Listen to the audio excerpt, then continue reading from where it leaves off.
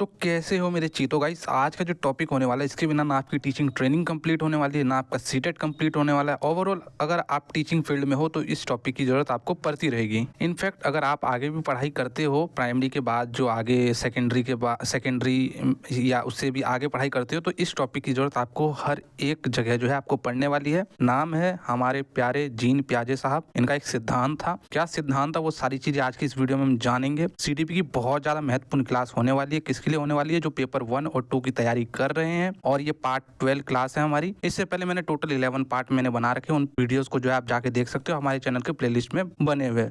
दोस्तों, पढ़ने से पहले पढ़ना कि अगर ये बात की जानकारी आपको मिल जाए तो पढ़ने का मजा दुगना हो जाता है। तो आज की इस वीडियो में हम पढ़ने वाले हैं जीन प्याजे के बारे में। जीन प्याजे कौन थे, क्या थे, जन्म कब हुआ, सब कुछ जानेंगे। और सीटेट की दृष्टि से इनसे कैसे कैसे टॉपिक से जो क्वेश्चन पूछे जाते हैं, वो सारे क्वेश्चन जो है आज क्वेश्चन तो नहीं करेंगे, पहले टॉपिक करेंगे। तो वो सारे टॉपिक जो है आज इसकी वीडियो में जो है हम करने वाले हैं। उसके बच्चों ने मतलब इतना क्वेश्चन कमेंट कर दिया है ना कि मेरे भी माइंड में हर समय क्वेश्चन ही रहता है। लेकिन मैं एक ही चीज बोलता हूँ, क्वेश्चन करने से पहले टॉपिक का कंटेंट आपको नॉलेज होना चाहिए, तभी आप क्वेश्चन लगा पाओगे। उसके बाद है जीन प्याजे का संज्ञानात्मक यानी कि कॉग्निटिव डेवलपमेंट का जो उन्होंने थ्योरी दिया था, उसके बारे में जो हम पढ़ेंगे। उसके बाद जीन प्याजे के सिद्धांत के 4 कारक कौन कौन से हैं, वो सारी चीजें हम पढ़ेंगे। संज्ञानात्मक विकास के 4 चरण कौन कौन से हैं वो पढ़ेंगे। स्कीमा क्या होता है यानी कि योजना, ढांचा या रूपरेखा क्या होती है, इन सारी चीजों के बारे में पढ़ेंगे। लास्ट में हम पढ़ेंगे संतुलन की प्रक्रिया यानी प्रोसेस ऑफ इक्विलिब्रेशन। वीडियो जो है बाइलिंगुअल होने वाली है, कोई दिक्कत वाली बात नहीं है। आप वीडियो में एंड तक बने रहो, मौज करो आराम से।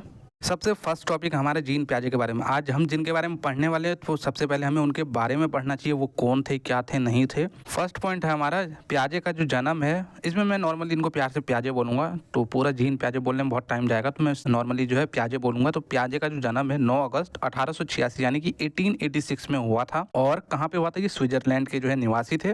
वह स्विट्जरलैंड के मनोवैज्ञानिक यानी साइकेट्रिस्ट थे। प्याजे जो है एक उग्र रचनात्मकतावाद यानी कि रेडिकल कंस्ट्रक्टिविज्म थे। ये क्या होता है वो सब मैं आगे बताऊंगा, तो वीडियो में आराम से बने रहो और लाइक शेयर एंड सब्सक्राइब जरूर करके रखना, ताकि और जो नई वीडियोस हमारी आएंगी उसकी नोटिफिकेशन आपको मिलती रहे।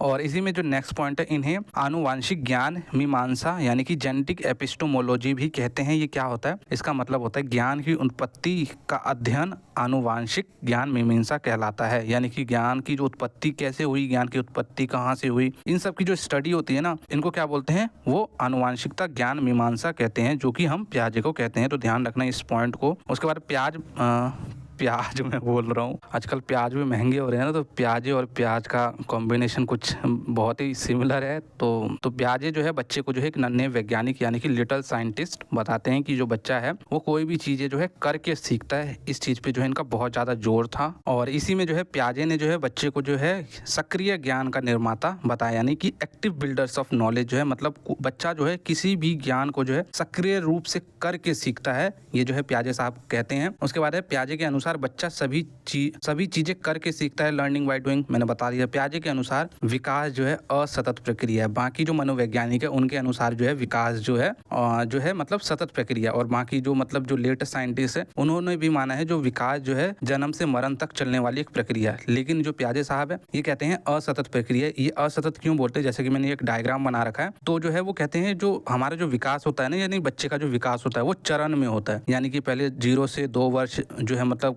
0 से 2 वर्ष में जो विकास है वो होने के बाद फिर 2 से 7 वर्ष में जो विकास होगा, फिर ऐसे करके ना वो चरण में बताते हैं कि जो विकास जो है मतलब सतत प्रक्रिया नहीं है, कॉन्टिन्यूस प्रोसेस नहीं है, जो है मतलब डिसकॉन्टिन्यूस यानी कि चरणों में, स्टेजेस में होता है। तो ये जो है प्याजे साहब कहते हैं। उसके बाद है प्याजे ने विकास के चरणों को जो है तोड़ कर दिया। वही मैंने बताया कि उन्होंने जो है चरणों में बताया कि विकास जो है मतलब कि 0 से 2 वर्ष तक बच्चे का इतना विकास होगा, उसके बाद इतना विकास होगा, उसके बाद इतना विकास होगा। तो प्याजे ने जो है स्टेजेस में जो है डेवलपमेंट को डिफाइन किया है। उसके बाद इन्होंने जो है संज्ञानात्मक विकास का सिद्धांत दिया था, जो कि हम डेफिनेटली इससे क्वेश्चन बनते हैं, तो इसको डेफिनेटली हम आगे करने वाले हैं। इनको क्या क्या क्या क्या स्टेजेस थे, इसमें क्या था ये संज्ञानात्मक विकास का सिद्धांत, वो सब कुछ हम डीपली में पढ़ने वाले हैं। तो आराम से बने रहो वीडियो में। चलो भाई, फाइनली जो हमारा नेक्स्ट टॉपिक आता है जीन प्याजे का संज्ञानात्मक यानी कि कॉग्निटिव डेवलपमेंट ऑफ थ्योरी क्या थी, जिसके बारे में जो है ये बहुत ज़्यादा जो है प्याजे साहब, इस सिद्धांत के बाद जो प्याजे साहब बहुत फेमस हुए थे। और हमें क्यों पढ़ना पड़ता है ये सारी चीज़ें आज की इस वीडियो में हम जानेंगे। तो सबसे पहले जो है जान लेते हैं फर्स्ट पॉइंट, प्याजे के संज्ञानात्मक विकास का सिद्धांत हमें बच्चों के विकास और सीखने की प्रक्रिया को समझने में मदद करता है। तो सबसे पहले आप ये बताओ, जो आप DLED या B.Ed करते हो किस चीज़ के लिए करते हो? वहाँ पे आपको सच कोई पढ़ाई नहीं होती है कि आपको ये करना, आपको वहाँ पे दूसरी पढ़ाई होती है। वहाँ पे पढ़ाई क्या होती है कि बच्चे को किस प्रकार से आपको समझना है, बच्चे को जो फर्स्ट प्रायोरिटी देना है, चाइल्ड सेंटर्ड, बच्चे के हिसाब से हमें चलना है, ये सारी चीज़ें आपको जो है ट्रेनिंग देती है। बच्चे को किस प्रकार पढ़ाना है, आपको नहीं ज़्यादा पढ़ना होता है, बच्चे को किस प्रकार पढ़ाना होता है, इस चीज़ की पढ़ाई आपको वहाँ पे कराई जाती है। तो जो ये संज्ञानात्मक विकास का जो सिद्धांत है, इसमें प्याजे साहब यही बताते हैं कि बच्चे का जो है मतलब सीखने की प्रक्रिया क्या क्या होती है, बच्चे का विकास किस टाइप से होता है, क्या क्या चरण होते हैं। तो वो जो है संज्ञानात्मक विकास का सिद्धांत में प्याजे साहब ने बताया है। उसके बाद यह सिद्धांत हमें बताता है कि बच्चे का विकास किस प्रकार होता है, और हमें यह सिद्धांत यह भी बताता है कि बच्चे की सोचने और समझने का जो तर्क जो है बचपन से लेकर बड़ों तक जो है किस प्रकार बदलता रहता है। यानी कि जो बच्चे,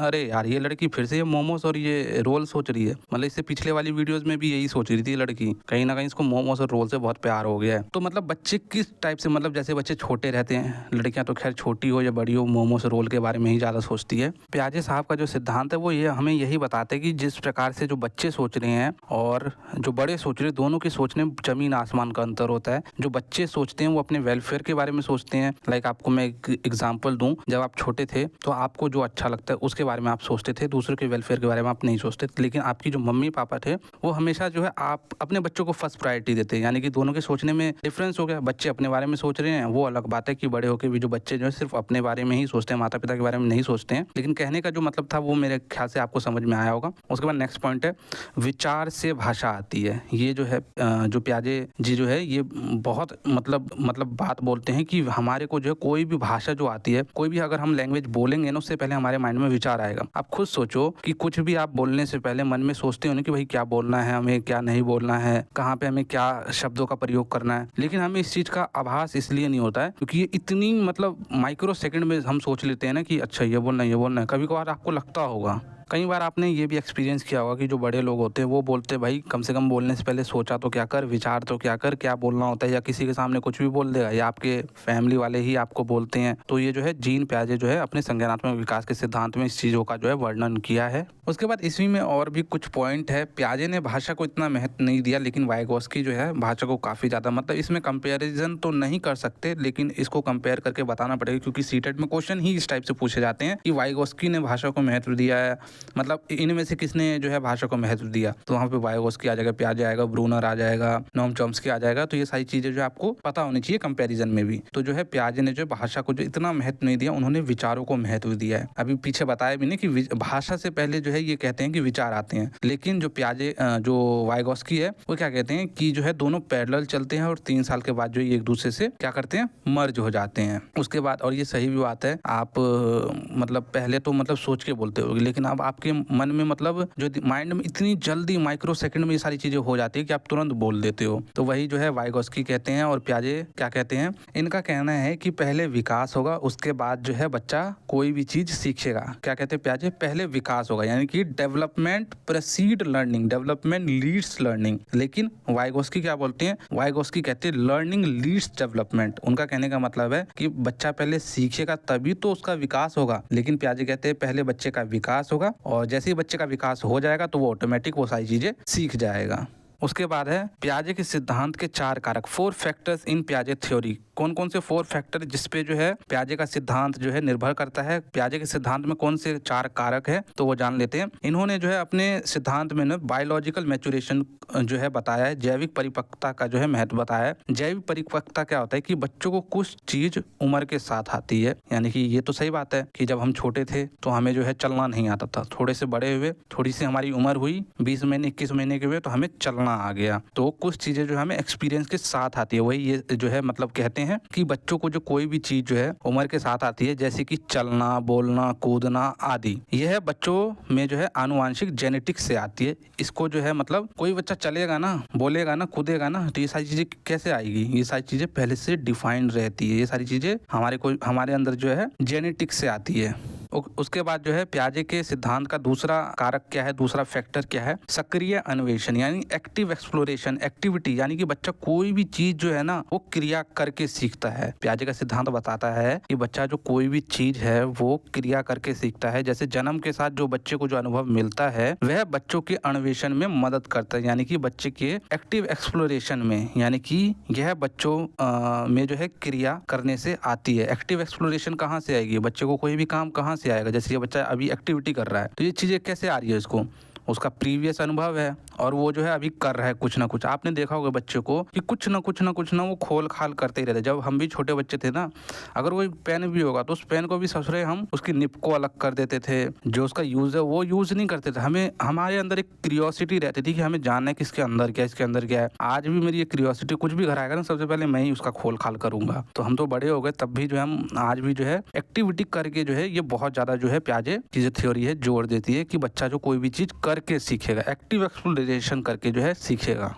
उसके बाद जो पियाजे की थ्योरी का नेक्स्ट फैक्टर है सामाजिक अनुभव, यानी कि सोशल एक्सपीरियंस। सोशल एक्सपीरियंस क्या है? बच्चा समाज में सही या गलत का अनुभव करके सीखता है। यह बच्चे में सामाजिक संपर्क यानी कि सोशल इंटरेक्शन से आती है। यानी बच्चा कोई भी चीज, मैंने अभी पीछे बताया कि कोई भी काम जो है बच्चा खुद से जो है करेगा तब उसको आएगी। इसी प्रकार जो समाज में जो सामाजिक अनुभव है बच्चे में, वो कैसे आएगी? सोशल इंटरेक्शन से। अगर समाज में वो जाएगा नहीं, 10 लोगों से बात नहीं करेगा तो उसको जो है उसके अंदर सामाजिकरण नहीं आएगा। जैसे कि मोगली जंगल में रहता था तो उसके अंदर सामाजिकरण नहीं था, क्योंकि उसने कभी ना लोगों से मिला, ना वो 4 लोगों से बात किया, तो उसके अंदर सोशल इंटरेक्शन ही नहीं हुआ उसका, तो उसका सामाजिकरण कैसे होगा? उसके बाद जो लास्ट फैक्टर है संतुलन, यानी कि बच्चे के अंदर संतुलन होना बहुत आवश्यक है, जो कि ये थ्योरी भी बताती है कि बच्चे के अंदर संतुलन होना बहुत आवश्यक है। अगर आपने ता बताया है तो, और अगर उसके सामने कभी बकरी आ गई या अगर उसके सामने कभी लोमड़ी आ गई, बकरी तो मैं बोलती, लोमड़ी आ गई तो बच्चा असंतुलन हो जाएगा। यानी कि आपने उसको कुत्ता बताया था कि कुत्ते के 4 टांग होते, पूंछ होते हैं, लोमड़ी जैसी मुंह होती है, तो बच्चे को यही लगेगा कि भाई ये तो बताया नहीं, ये भी तो कुत्ता ही है। तो बच्चे के अंदर संतुलन होना बहुत आवश्यक है, जो कि मैं अभी लास्ट में बताऊंगा किस प्रकार से बच्चे के अंदर संतुलन आप जो है बिठा सकते हो और किस प्रकार से बच्चा जो है संतुलन अपने अंदर बिठाता है। वो सारी प्रोसेस जो है अभी लास्ट में बताऊंगा, तो वीडियो में एंड तक बने रहो। चलो अब हम जो है स्टेजेस, कॉग्निटिव डेवलपमेंट के स्टेजेस की ओर बढ़ते हैं। तो भाई हमारे इस वीडियो का सबसे महत्वपूर्ण टॉपिक जिसको बोलेंगे ना सीटेट, जो सबसे महत्वपूर्ण टॉपिक, इन्हीं टॉपिक से जो है पियाजे का अगर कोई भी क्वेश्चन बनाएगा तो पियाजे के संज्ञानात्मक विकास के चरण से बनाएगा, यानी स्टेजेस से बनाएगा। पहला स्टेज होता है इंद्रिय गामक, यानी कि बताता है कि बच्चे का जो है किस किस चरण से, जो जब भी मैंने पीछे बताया था पियाजे के अकॉर्डिंग जो है विकास जो है असतत प्रक्रिया है, तो वो कैसे बताते हैं असतत प्रक्रिया है। और वो जो असतत प्रक्रिया बताते हैं, वो जो स्टेजेस मैंने आपको बताया था, वो स्टेजेस बताते हैं कि 0 से 2 वर्ष तक जो बच्चा क्या करेगा नहीं करेगा, तो वो सारी चीजें इसमें जो है बताया गया। तो पहला जो है चरण है अकॉर्डिंग टू पियाजे, तो इंद्रिय गामक इसको जो है बोलते हैं, इंद्रिय गामक चरण यानी सेंसरी मोटर स्टेज। इसमें क्या होता है, यह चरण जो है 0 से 2 वर्ष तक के बच्चे जो है इसमें आते हैं और इसमें बच्चा जो अपने इंद्रियों से, आपकी इंद्रियां कौन कौन सी, आपके सेंसेस कौन कौन से हैं, कान, आँख, नाक, जीभ और जो टच करते हो स्किन, ये सारे आपके सेंसेस है, से जो है सीखता है जो आज पास हो रहा है, आज नहीं जो आस पास हो रहा है, ये टाइपिस्ट भी ना, जो हमारे आस पास हो रहा है, यानी कि बच्चों का जो सेंसिस है वो कौन है, वो टीचर है। अब मैं आपको इसमें एक तगड़ा एग्जांपल दूं जिससे कि आपको ये सेंसिस वाला टॉपिक ही क्लियर हो जाए, ये सेंसिस वाला पॉइंट ही क्लियर हो जाए। लाइक हाँ, कि कोई बच्चा है, छोटा बच्चा है, वो अपने माँ के गोद में ज़्यादा अपने पापा की गोद में बहुत ज़्यादा कंफर्टेबल रहता है, लेकिन मजाल है कोई तीसरा बंदा जो है इसको ले ले। अब भाई बच्चे को क्या पता कि ये मेरी माँ है, ये मेरे पापा है, वो अपने सेंसेस से ही तो वो सारी चीज़ें जान रहा है ना। अगर आप उसको अपने गोद में लोगे तो वो बहुत जोर जोर से रोने लगेगा। रोने का कारण क्या है कि उसके सेंसेस ने उसको बता दिया है कि भाई तुम जो है, तुम्हें किसी और ने ले लिया और अब जो है तुम इमरजेंट एक्सप्रेशन जो है मतलब क्रिएट करो, लाइक रोना चालू करो। जो उसके कौन बताता है, उसके सेंसेस ही बताते हैं कि मतलब अपनी माँ के गोद में सबसे ज़्यादा जो है बच्चा कंफर्टेबल है, अगर किसी और के गोद में जाएगा तो वो रोना चालू कर देगा। ये सारी चीज़ें उसको सेंसेस बताता है। इसलिए जो है इस वाले स्टेज में सेंसेस आर टीचर, यानी कि सेंसिक ही शिक्षक होते हैं। उसके बाद नेक्स्ट पॉइंट है, इस चरण में बच्चा बड़ों की नकल करना सीख जाता है, परंतु वह नकल जो है डिले करता है, यानी देरी से करता है। अगर आपको उसने जो है फॉर एग्जांपल मैं अपने भांजे का बता रहा हूँ आपको, अब मेरी बहन जो है अगर कुछ भी कर रही है, लाइक अगर कोई भी मतलब आप बोलो योगा, अगर जैसे वो योगा करती है, योगा कर रही है या कोई मेकअप वगैरह कर रही है, बेसिकली तो मेकअप से ही ये सारी चीज़ें, या आटा गूंद रही है, तो वो क्या करेगा, वो उस टाइम वो सारी चीज़ें नहीं करेगा। वो जो है जब वो सब चले जाएंगे ना कहीं, तब जो है वो एक दिन जो है मतलब उसकी वीडियो बना के मेरे को भेजी, मैं तो आपको वीडियो नहीं दिखा पाऊंगा अभी, तो वो योगा कर रहा है, वो बंदा योगा कर रहा है कितने महीने का, 20 महीने का ही है अभी, मतलब 2 साल का भी पूरा नहीं हुआ है, 20 महीने का ही है, योगा कर रहा है। एक दिन तो वो मतलब आटा नहीं होता, आटा को लेके पूरा मुंह में, पूरा हाथ में, पैर वैर में पूरा मतलब ऐसे सफेद हो गया था। और एक बार वो जो है मेकअप से पता नहीं क्या क्या, मतलब जो शीशा होता है ना, जो मतलब बड़ा सा मिरर होता है, उसमें इतना सारा मतलब गंद मचा दिया था पूरा उसने। और अपने मुंह पे सब पे जो है उसने अपना मतलब जो पुताई होती है ना, पुताई कर लिया था अपने मुंह का। तो जो है बच्चे जो है डीले इमिटेशन करते हैं, मतलब आपके सामने उस टाइम नहीं करेंगे, जब आप कहीं चले जाओगे वो देखे कि अब कोई नहीं है, अब मेरी बारी है, अब वो जो है एक्टिव हो जाता है ये सारी चीजें करने के लिए। उसके बाद इसी में कुछ और पॉइंट है, वस्तु स्थायित्व का होना, यानी अचीवमेंट ऑफ ऑब्जेक्ट परमानेंस, यानी कि अर्थात बच्चों के दिमाग में किसी भी वस्तु को देखने के बाद वस्तु का स्थायी हो जाना, वो भी जो है इसी चरण में होता है। और कोई भी वस्तु देख लेगा ना तो उसके दिमाग में जो है वो वस्तु बिल्कुल मतलब छप जाएगी। उसके बाद इस चरण में वस्तु स्थायित्व का अभाव भी रहता है, कि मतलब जब तक उसके सामने तब तक तो वो वस्तु उसके दिमाग में रहेगी, और जैसे ही उसके सामने से वो वस्तु हटा लोगे तो वो उसके दिमाग से चली जाएगी। और ये जो वस्तु स्थायित्व वाला एक्टिविटी है ना, वो भी मैंने अपने भांजे के ऊपर किया था। मैंने अपने बहन को बोला था देखियो अभी जो है इस पे एक एक्टिविटी कर रहा हूँ। वो शायद कोई चीज, हाँ ये जो आपको नीचे दिख रहा है ना, यही था उसके पास भी। तो क्या कर रहा था वो, इससे खेल रहा था जब वो 15-16 महीने का था। और मैंने जो है क्या किया, उसको लिया और मैंने, बाबू वो देखो उस तरफ उसने देखा, और मैंने इसको जो है गायब कर दिया। 2 मिनट तो वो रोया, 2 मिनट नहीं मतलब कुछ 10-15 सेकंड रोया। उसके बाद फिर खेलने लगा, उसको मैंने दूसरी चीज में बहला दिया, फिर खेलने लगा। यानी कि जब तक कोई वस्तु उसके सामने तब तक तो वो उसके लिए जो है रोएगा, लेकिन जैसे उसके out of sight out of mind, जैसे उसके माइंड से बाहर गया, उसकी आंखों से बाहर गया, और उस चीजों को वो भूल जाएगा। तो वो भी जो किस में होता है, वो सेंसरी मोटर स्टेज में ही होता है। तो ये सारे एक्सपेरिमेंट मैं अपने भांजे पे करता रहता हूँ, ऐसी बात नहीं है। उसके बाद इसी चरण में बच्चा जो है दिशा निर्देशित व्यवहार यानी गोल डायरेक्टेड बिहेवियर करता है। कोई चीज को देख लेगा तो वो उसको पाने के लिए जो है क्या करेगा, जब तक उस चीज को पा नहीं लेगा, उस चीज को गिरा नहीं देगा, तब तक जो है वो जो है मतलब दिशा निर्देशित व्यवहार करता ही रहेगा। और बच्चों के मांसपेशियों का विकास जो है इस चरण में बहुत तेजी से, यानी कि मसल्स डेवलपमेंट जो होते हैं बहुत तेजी से होता है। पहला चरण आपको समझ में आ गया। ध्यान रखना, पहले चरण में जो भी टॉपिक बताए उसी से क्वेश्चन पूछे जाएंगे। दूसरा चरण आता है पूर्व संज्ञानात्मक चरण यानी प्री ऑपरेशनल स्टेज। इस स्टेज में क्या होता है कि बच्चे का जो उम्र होता है 2 से 7 वर्ष तक का जो है जो बच्चे का उम्र रहता है वो जो है इस स्टेज में आते हैं। इसमें बच्चे को जो है एनिमिज्म यानी कि जीववाद, इसमें जो है बच्चे को जो है जीववाद क्या होता है कि बच्चे को जो है सजीव और निर्जीव में अंतर नहीं पता चलता है। अगर बच्चे को जो है किसी चीज से चोट लग गई तो वो क्या करेगा, रोने लगेगा। तो उसकी मम्मी क्या करेगी, उसको जो है अगर कोई मतलब टाइल से भी चोट लग गया है, किसी खिलौने से भी चोट लग गया, तो क्या करेगी उसकी मम्मी, उसको इसने मारा बाबू को, मेरे बाबू को उसने मारा, ले तेरी ऐसी की तैसी उसको मार देगा। तो बच्चा खुश हो जाएगा, खिलखिला के हंसने लगेगा। उसको जो है मतलब कि इस वाले स्टेज में 2 से 7 वर्ष के जो है जो इस स्टेज में जो है बच्चे को जो है सजीव लिविंग थिंग और नॉन लिविंग थिंग में अंतर नहीं पता चलता है। ये जो है प्री स्कूल एज है, यानी कि स्कूल से जाने का स्कूल, यानी कि इस वाले स्टेज के बाद जो है वो स्कूल जाने लगेगा। स्कूल से जाने से पहले वाला स्टेज है ये। प्री गैंग एज है, यानी कि गैंग यानी कि टोली में रहने से पहले वाला स्टेज है ये। इसी में कुछ और पॉइंट है, तर्क का जो है अभाव रहता है। नॉर्मल सी बात है, 2 से 7 वर्ष के बच्चे में क्या ही तर्क होगा। उसके बाद है अहम केंद्रिततावाद यानी कि ईगोसेंट्रिज्म की जो है उसमें जो है प्रॉब्लम रहती है। इसमें क्या होता है ईगोसेंट्रिज्म में, इसमें बच्चे को ऐसा लगता है कि जैसा वह सोच रहा है वैसी ही पूरी दुनिया सोच रही है। तो बच्चे को जो है एक तरफा नजरिया होता है। अगर कोई भी चीज एक तरफ से देख रहा है ना, अगर वो बोल देगा कि कैट को ये डोरेमोन है तो वो उसको लगेगा कि सब इसको डोरेमोन ही समझ रहे हैं, और अगर आपने उसके बात को नकार दिया तो बहुत बुरी तरीके से आपको जो है मतलब रोने लगेगा। उसके बाद इसी चरण में जो है बच्चे में जो है ट्रांसडक्टिव रीजनिंग यानी एक प्रकार की सोच, यह जो है ट्रांसडक्टिव रीजनिंग क्या होता है, यह एक प्रकार की सोच होती है। इसमें जो है एक घटने को दूसरे घटने के बीच में संबंध स्थापित जो है बच्चा कर देता है। लाइक कोई अगर उसके संबंध में नहीं होता, जैसे कोई आया और लाइट चली गई, ऐसा करके जो है ये संबंध जो स्थापित कर देता है, वो इसी स्टेज में होता है। उसके बाद सेंट्रेशन की जो है उसमें ये जो है चीजें आ जाती है, यानी विकेंद्रीकरण हो जाता है बच्चा। इसमें जो है बच्चा किसी भी एक चीज पे जो है केंद्रित होता है और दूसरी चीजों पे केंद्रित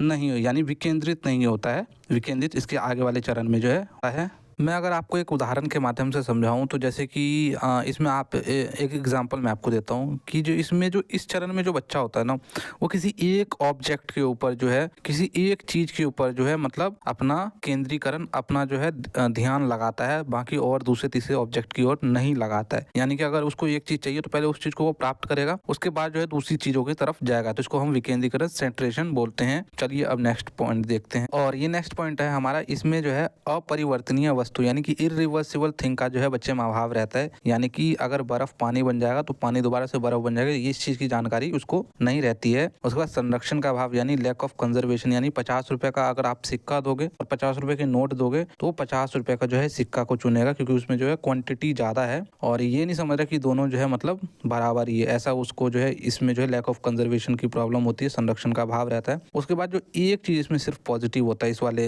जो स्टेज में है, वो क्या है, वो सिंबॉलिक थॉट यानी कि प्रतीकात्मक विचार, यानी कि सिंबल्स के माध्यम से जो है बच्चा सारी चीजें सीखता है। सिर्फ यही पॉजिटिव है, यही मतलब एक जो है जो इसमें जो है पॉजिटिव है, बाकी सारे जो है इसमें जो बच्चा जो है लैक करता है हर चीज में। तो इस चीज को आप ध्यान रखना, क्वेश्चन में इस वाले प्रतीकात्मक विचार यानी सिंबॉलिक थॉट को लेकर जरूर पूछेगा। उसके बाद तीसरा चरण है मूर्त संक्रियात्मक चरण यानी कॉन्क्रीट ऑपरेशनल स्टेज। इसमें जो है 7 से 11 साल तक के बच्चे आते हैं और इसमें सबसे पहले जो बच्चे में क्या चीज़ आता है, यानी कि जो सेकंड स्टेज में जिस चीज़ के बच्चे में जो लैक, जिस चीज़ का अभाव था ना, जिस चीज़ में बच्चा लैक कर रहा था, वो सारी चीज़ें जो है इसमें अचीव हो जाती है। लाइक डिसेंट्रेशन हो जाता है, विकेंद्रीकरण, मतलब अब जो है बच्चा किसी एक चीज़ पे केंद्रित नहीं होता, वो हर चीज़ पे उसको हर चीज़ चाहिए। उसके बाद परिवर्तन की समझ यानी रिवर्सिबिलिटी, यानी कि अगर वो स्कूल गया है तो स्कूल से आने में उसको कोई दिक्कत नहीं होगी, रिवर्सिबिलिटी का जो है उसको समझ आ जाएगा। अगर बर्फ जो है पानी बना तो पानी बर्फ भी बन सकता है, इस चीज की उसको में जो है समझ आ जाएगी। उसके बाद नेक्स्ट पॉइंट है, इसमें बच्चा जो है तर्क करने लगते हैं, क्या सही है क्या गलत है, इसमें बच्चे में जो है लॉजिक आ जाता है उस, लेकिन सेकंड वाले में क्या था, उसमें लॉजिक का अभाव रहता था। उसके बाद वस्तुओं का वर्गीकरण करने लगता है, क्लासिफिकेशन, यानी कि वस्तुओं के आकार रंग के आधार पे जो है वस्तुओं का वर्गीकरण करने लगता है। जैसे कि ये मैंने वर्गीकरण इसमें कर रखा है, येलो को येलो के उसमें, व्हाइट को व्हाइट में, रेड को रेड में, ग्रीन को ग्रीन में। उसके बाद जो बच्चा जो है इसमें ट्रांसिटिविटी, यानी कि पिछले वाले में क्या होता था, उसमें क्या होता है कि अगर बच्चे को जो है 50 रुपए का सिक्का दोगे और 10 रुपए का नोट दोगे, या 50 रुपए का नोट दोगे या 10 रुपए का सिक्का दोगे, तो दोनों में वो क्या चीज चुनता था, जिसमें ज्यादा मात्रा हो वो चीज को उसमें चुनता था। लेकिन इसमें ऐसा नहीं है, अगर उसको 10 रुपए का नोट दोगे, 50 रुपए का सिक्का दोगे, तो ऑब्वियस सी बात जो है वो जो है क्या करेगा, अगर 10 रुपए का सिक्का होगा और 50 रुपए का नोट होगा तो 50 रुपए की नोट की तरफ जाएगा, और यदि 50 रुपए का सिक्का होगा 10 रुपए का नोट होगा तब भी वो 50 रुपए, क्योंकि उसको इस चीज की समझ आ जाती है क्या बड़ा है क्या छोटा है। उसके बाद जो पियाजे की थ्योरी का जो लास्ट चरण होता है वो है फॉर्मल ऑपरेशनल स्टेज, यानी कि औपचारिक परिचालन स्तर। इसमें हिंदी में दे ही नहीं रखा, वाह क्या हमारे टाइपिस्ट की महान है वो भी। ये जो चरण होता है इसमें 11+ वर्ष के जो है बच्चे आते हैं। इसमें जो बच्चे जो है अमूर्त विचार करने लग जाते हैं, यानी कि एब्स्ट्रैक्ट थॉट, यानी कि जो उसके सामने नहीं है उसके बारे में, यानी उसकी शादी नहीं, वो शादी के ख्याली पुलाव पका रहा है। उसके बाद जो उसके एग्जाम, बोर्ड के एग्जाम पास हुए नहीं और वो बोर्ड के एग्जाम में टॉप रैंक 1 आने के जो है ख्याली पुलाव पका रहे थे। ये सारी चीजें ख्याली पुलाव जो है इसी वाले चरण में जो है पकाता है। उसके बाद जो है काल्पनिक निगमनात्मक तर्क, यानी कि हाइपोथेटिको डिडक्टिव रीजनिंग, जो है किसी भी चीज को समझने के लिए अपने पूर्व ज्ञान का जो इस्तेमाल करना जो है इसमें शुरू कर देता है। इसमें जो बच्चा है, क्योंकि वो भाई अब जो है 11+ ईयर का जो है हो चुका है, तो उसके पास जो पूर्व ज्ञान का जो है भंडार हो चुका है। उसके बाद जो है किशोर अहम केंद्रितता, यानी कि एडोलेसेंस इगोसेंट्रिज्म की उसमें प्रॉब्लम आ जाती है। ये प्रॉब्लम क्या है, वैसे कोई प्रॉब्लम नहीं है, लेकिन इसमें जो बच्चे को लगता है, इसमें बच्चे को लगता है कि सभी का ध्यान उसी के ऊपर है और वो सभी जो है उसी की तरफ देख रहे हैं, तो उसको जो अच्छे से बन ठन के रहना चाहिए। तो ऐसा बच्चे को जो एक मिथ रहता है, जबकि ऐसा होता नहीं है।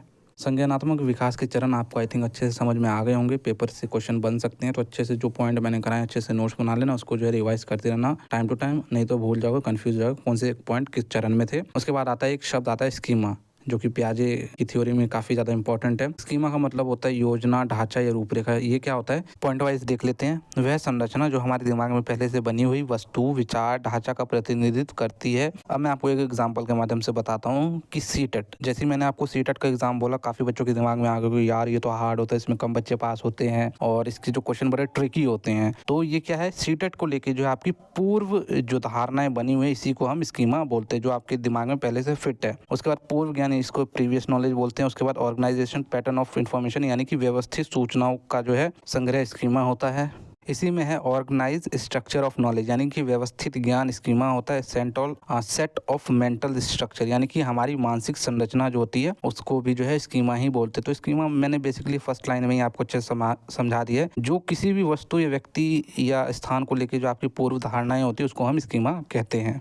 अब एक महत्वपूर्ण टॉपिक आता है संतुलन की प्रक्रिया यानी कि प्रोसेस ऑफ इक्विलिब्रेशन। इसमें क्या होता है कि जैसे संतुलन, इक्विलिब्रेशन क्या होता है? संतुलन करना। जैसे मैंने आपको पीछे बताया कि जो हमारे सामने और जो हमारे दिमाग में उसकी स्थिति है, उसकी इमेज है, उसमें संतुलन होना चाहिए बच्चे में। तो इसमें दो प्रकार है। पहला है अडेप्टेशन, जैसे कि मतलब संतुलन किस किस प्रकार से हम कर सकते हैं, उसके दो प्रकार है। पहला है अनुकूलन। अनुकूलन में पहला है आत्मसात करना, यानी कि नई जानकारी को अपने दिमाग में जोड़ना। आपको जो है, आपके सामने कोई कुत्ता है, आपने कभी कुत्ता को नहीं देखा, अच्छा उसके बारे में पता चला आपको, अच्छा ये कुत्ता है, इसके 4 पैर है, इसके जो ये भौंकता है, तो आपने नई जानकारी को अपने दिमाग में ऐड कर लिया। तो इस प्रकार से जो है आप अपने अंदर जो है संतुलन जो है मतलब कर सकते हैं। समझ रहे हो मैं क्या बता रहा हूँ कि संतुलन करने के दो तरीके हैं। पहला है अनुकूलन, दूसरा तरीका मैं आगे बताऊंगा। अनुकूलन में भी पहला है क्या करना है? आत्मसात करना। आत्मसात का मतलब होता है कि कोई भी नई जानकारी आपके सामने है, आप अपने दिमाग में उसको जोड़ लो। और इसी में दूसरा पॉइंट है समायोजन, एकोमोडेशन, यानी कि किसी पूर्व जानकारी को संशोधित कर लो। अगर आपके दिमाग में कुत्ते की इमेज बनी हुई है, आपके सामने लोमड़ी आ गया, तो अब आपको जो है लोमड़ी के बारे में भी पता होना चाहिए कि भाई लोमड़ी भी जो है कुत्ते जैसा ही दिखता है। तो जो आपके दिमाग में पहले से जानकारी बनी हुई थी कि नहीं सिर्फ कुत्ता ही होता है, कुत्ते जैसा और कुछ नहीं दिखता है, तो नहीं, अब आपको जो उसमें मॉडिफाई करना होगा कि कुत्ते के साथ में अब आपको लोमड़ी की भी इमेज अपने दिमाग में रखनी होगी।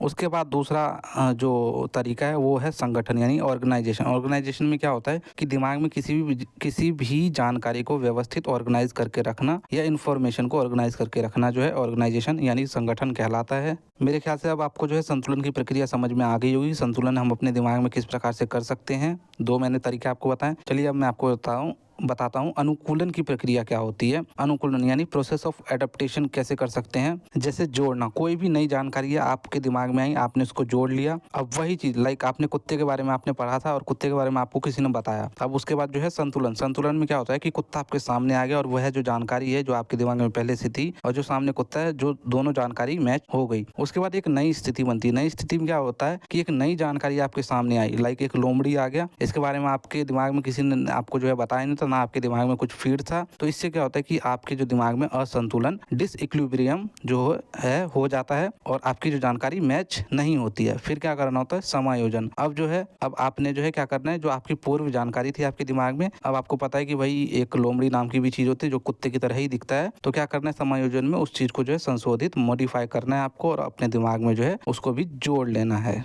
अगर आपको समझ नहीं आया तो एक बार फिर से जो इस वीडियो को ना अनुकूलन वाली प्रक्रिया से ना रिवाइंड करके देखो, आपको बिल्कुल समझ में आएगा। ध्यान से आप इसको, मेरी बातों को ना ध्यान से सुनना। मैंने क्या बताया कि कोई भी नई जानकारी आपने प्राप्त की और वो जो जानकारी है वो आपके सामने आई। कुत्ते के बारे में आपने जानकारी प्राप्त की, कुत्ता आपके सामने आया, आपके दिमाग में जो है संतुलन हो गया कि हाँ भाई कुत्ते की जानकारी हमारे पास है और कुत्ते की जो है हमारे सामने कुत्ता है, तो दोनों में संतुलन बैठ गया। फिर एक नई स्थिति, एक नया कंडीशन आपके सामने आ जाता है कि कभी आपके सामने लोमड़ी आ जाता है, बार बार थोड़ी ये कुत्ता ही आएगा, एक लोमड़ी आता है। तो लोमड़ी की जानकारी आपके दिमाग में थी नहीं, आप जो है लोमड़ी को भी कुत्ता ही समझते हो, लेकिन फिर आपको कोई बताता कि नहीं नहीं भाई ये लोमड़ी है। तो अब आपके जो है दिमाग में असंतुलन यानी डिसइक्विलिब्रियम हो जाता है और इसको जो है जानकारी आपके दिमाग से मैच नहीं होती। फिर आप जो है इसको एकोमोडेट करते हो यानी कि समायोजन करते हो, यानी जानकारी को जो है संशोधित करते हो। नहीं भाई कुत्ते के साथ में लोमड़ी भी होता है, ऐसी बात नहीं है, लोमड़ी भी ऐसा दिखता है, कुत्ते जैसा ही दिखता है। तो अब जो है अब आपने जो है अपने दिमाग में लोमड़ी की भी पिक्चर ऐड कर लिया और अपने दिमाग में जोड़ लिया है। आई थिंक इससे आसान तरीके से आपको कोई नहीं समझा सकता बच्चों। आज के लिए इतना ही। वीडियो अच्छी लगी तो लाइक शेयर सब्सक्राइब करें। जय हिंद, जय भारत।